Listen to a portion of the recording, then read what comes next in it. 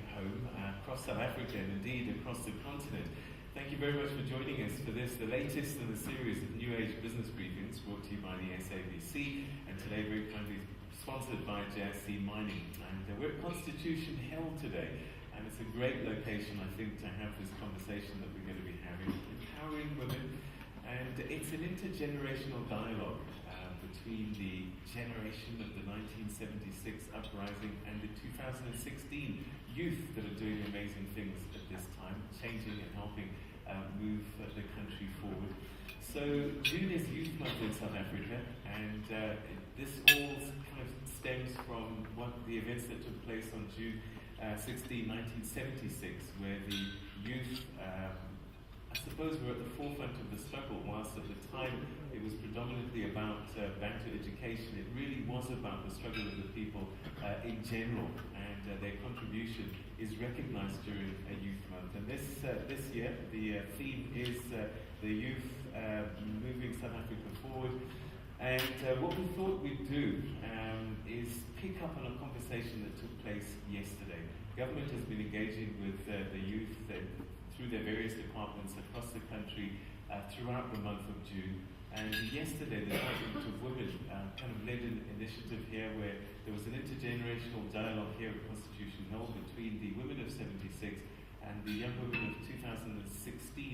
And we'll unpack that, some of the issues that came up, the struggles of 76, are they still there? How much has changed? What are the struggles of 2016? What could we learn from 76? And how do we move forward? We'd like you to be part of that conversation. At More Live SABC is our Twitter handle, #TNABizBrief. Please start tweeting and we'll get your questions through to our audience here as well as our panel. We'd like to introduce to you. And it's my great pleasure to welcome somebody who's no stranger to this program, and she's worn many hats, which means you're constantly busy. But welcome to you, Minister in the Presidency responsible for women, the Honourable Susan Shabangu. Thank you so much for joining us and welcome. And next to you is, you wear the hat of CEO, Women's Development Bank Trust, although you have quite a history, struggle hero amongst that, and we'd like to get your thoughts as well on that. Mayor Totsi Memela, thank you very much for joining us and welcome to you. Moving next to you, I guess, is the young women that are carrying the flag now and marching us forward. And I'll start with you, SRC President at the University of the Western Cape. Yourself, a BCom Honours student studying Masters now, I believe, so you're a graduate. Akona Landu, thank you very much for joining us and welcome to you. And next to you, an electrical engineer. Currently doing an internship right at the beginning of her career, but already studied, got a diploma in electrical engineering. Joy Mokwepa, thank you very much for joining us and welcome to you. Thank you very much. All right, fantastic. So, I'm not going to say the young and the old. I'm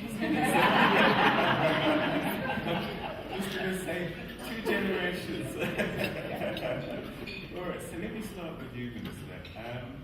So you had this conversation yesterday, and I think it was an interesting time to come together, celebrating the Freedom Charter and also 40-year anniversary of June 16, 1976.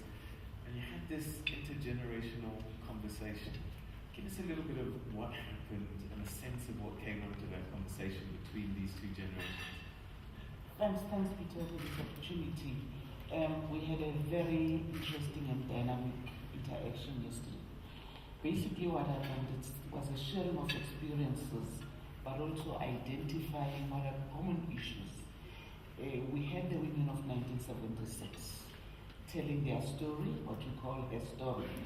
And some of those women are with us today were detained, spent some time in this particular facility during 1976, being the leaders of 1976, but also reflecting on the current challenges faced by the youth of 2016, and we call them, as you know, #FeesMustFall. and what we agreed to identify that the struggles of women in South Africa, there might be different phases, but they're almost the same. Of 1976, it was fighting Bantu education, fighting Africans in advancing the interest of society as a whole. Here again, we come back to the 2016. It's again young students fighting within the education space in making sure that the kind of education is able to assist them in advancing their lives and be more free. So those are the issues which we looked at, but identifying some of the challenges which they face, access to opportunities, safety at the schools, and all those issues, they might have happened at different times, but the issue of patriarchy becomes central in the advancement of the struggle of women in our country.